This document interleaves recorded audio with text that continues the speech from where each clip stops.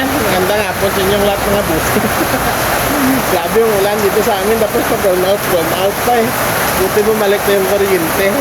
Ayan, so kinuhanan ko na lang ng short video yung pagkikan yung ulan na to para may ma-upload ako. Bukas, no? Kahit na short video la 3 minutes.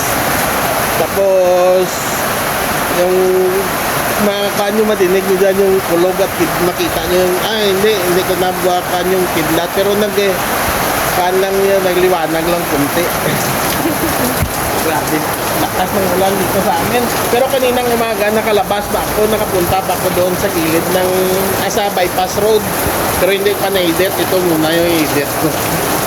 And so maganda nga po yung lahat mga busing.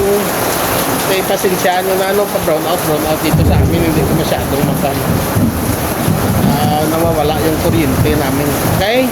So ganda nga po sa inyong lahat at maulan na hapon. Love you all. Bye bye.